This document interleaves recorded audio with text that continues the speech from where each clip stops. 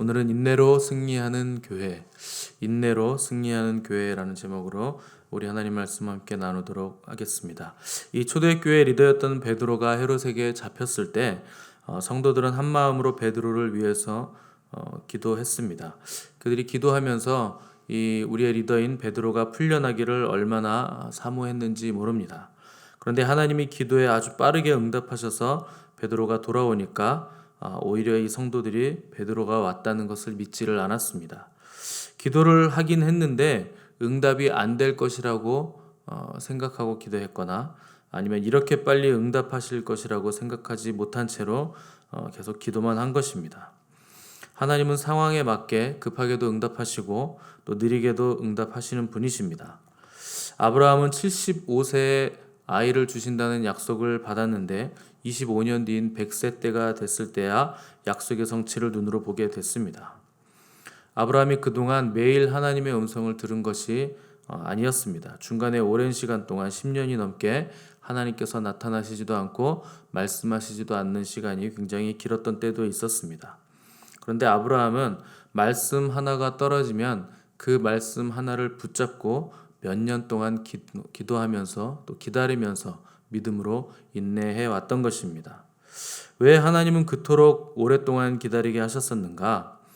하나님은 우리를 만드시는데 단번에 만드시지 않고 아주 오랜 기간 동안 만들어 가시기 때문에 그렇습니다. 하나님은 우리 인생 전체를 인도하시는 분이십니다. 어느 한 시간만 인도하시는 것이 아니고 어느 한때만 인도하시는 것이 아니고 우리 인생 전체를 인도해 가시기 때문에 아주 긴 과정을 통해서 우리를 만들어 가시는 것입니다. 하나님은 우리 평생 동안 지혜와 지식과 경험을 주시면서 우리가 그것들을 잘 사용함으로 하나님의 뜻을 이루어 나가기를 원하십니다. 그래서 우리가 어떻게 해야 되는가? 우리는 현재를 믿음으로 인내하면서 성실함으로 살아나가야 하는 것입니다. 미래는 하나님께 있는 것이고 우리에게 허락된 것은 현재입니다. 우리는 지금 현재에 하나님의 뜻을 알고 믿고 행하는 것에 집중을 해야만 됩니다. 간혹 나중에 나는 잘 믿겠다 이렇게 생각하고 나중에 하겠다, 때가 되면 나가겠다 이렇게 말하시는 분들이 있는데 그것은 빈말입니다. 왜냐하면 미래는 어떻게 될지 우리가 알지 못하기 때문입니다. 알맹이가 없는 말이고 내용이 없는 말이 내가 나중엔 뭐가 되겠다, 나중엔 뭘 하겠다 이런 말들입니다. 미래에 위대한 일을 하려는 사람이 있다면 오늘 반드시 대가를 치러야 됩니다.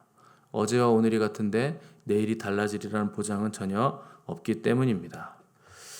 미래에 위대한 일을 한다면 오늘 대가를 치러야 하고 오늘 기도하는 삶을 반드시 살아야 됩니다. 베드로가 돌아온 것을 본 로데라는 여자아이는 너무 기쁘고 놀란 나머지 문도 열어주지 않고 들어가서 소식을 알렸는데 이 때문에 베드로는 밖에서 계속 기다리면서 문을 계속 두드려야만 했습니다.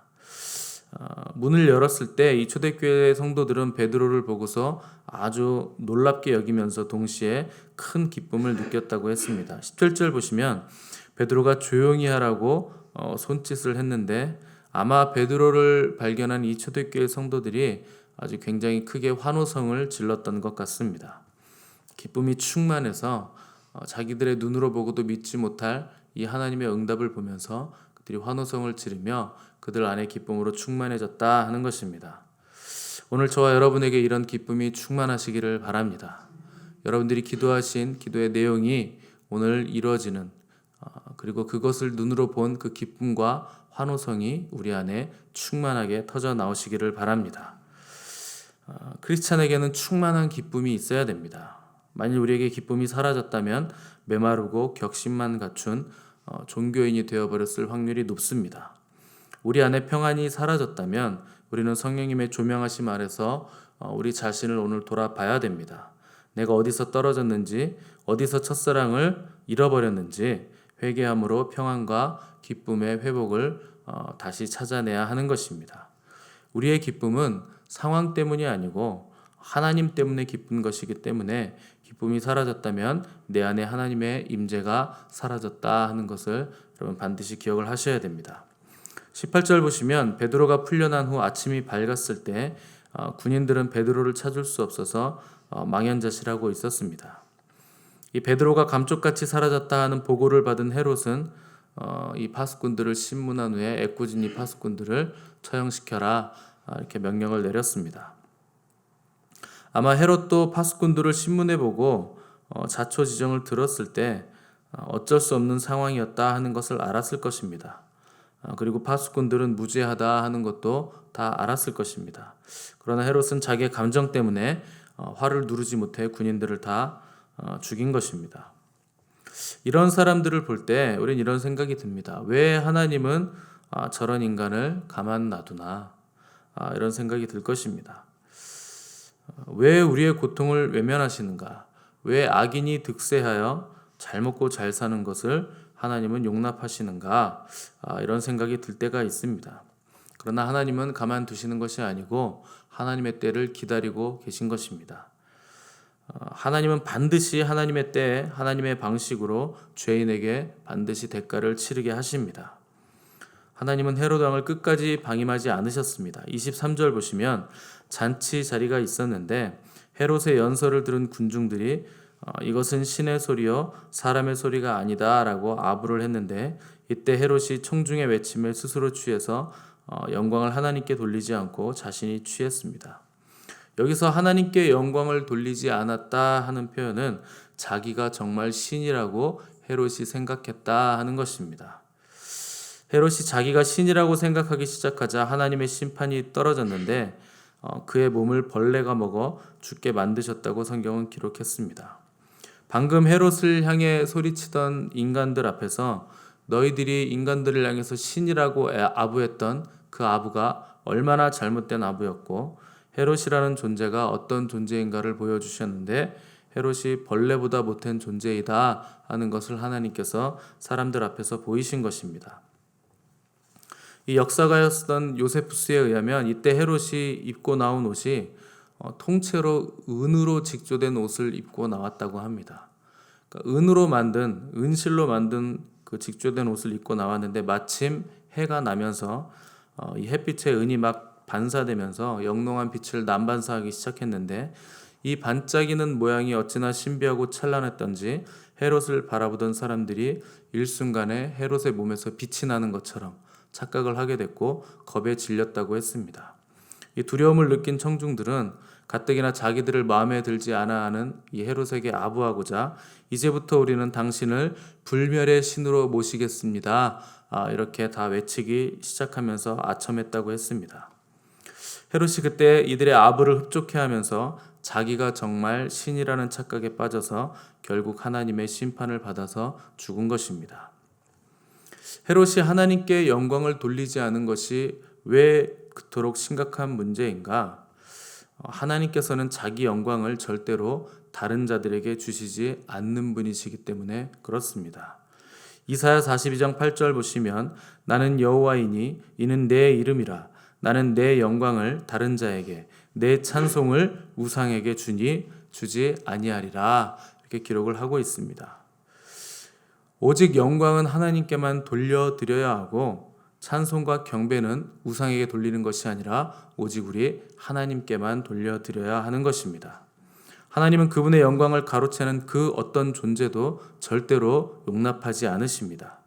남들 보기에 선량하고 좋은 사람처럼 보일지라도 마땅히 하나님께 드려야 할 영광을 자기가 취하는 것은 하나님 앞에서 아주 심각한 범죄입니다.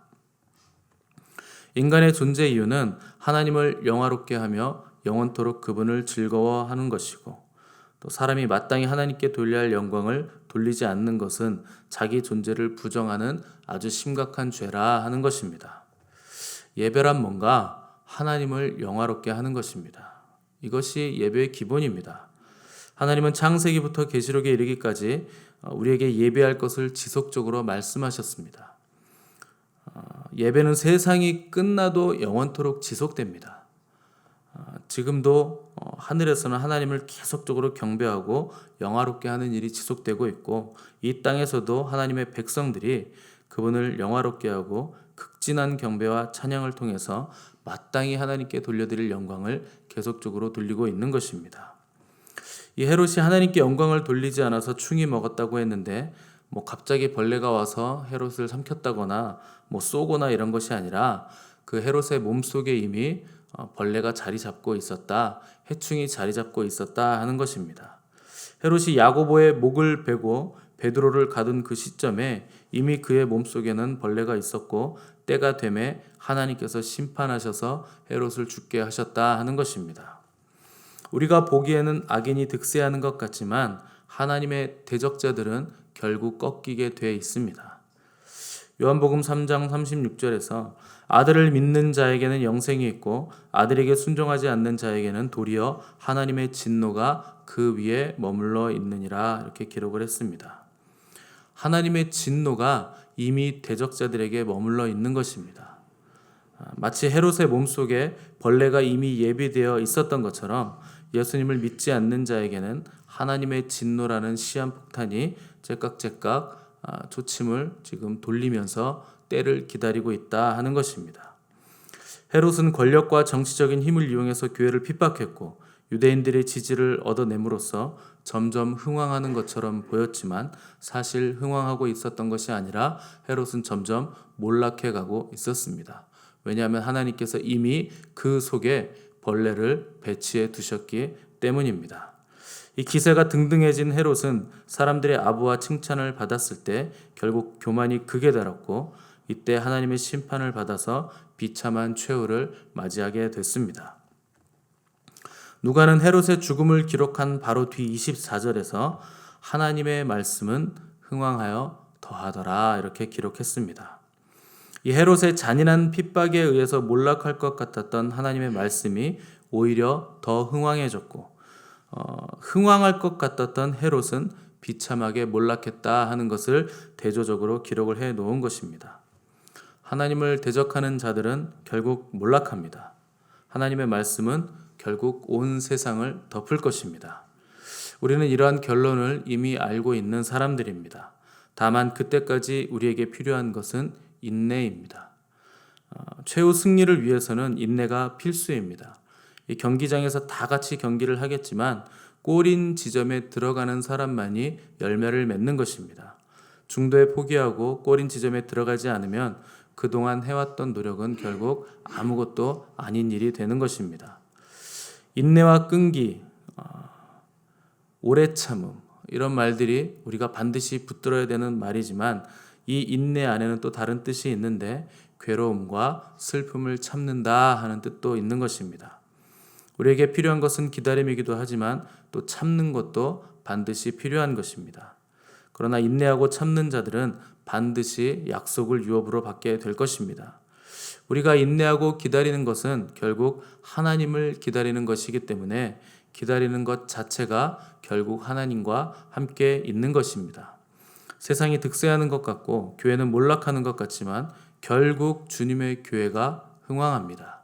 여러분 이것을 믿으시기 바랍니다. 이것을 믿고 참고 기다리며 인내함으로 최후의 결승점을 통과해서 열매를 맺는 저와 여러분의 삶이 되시기를 간절히 바랍니다.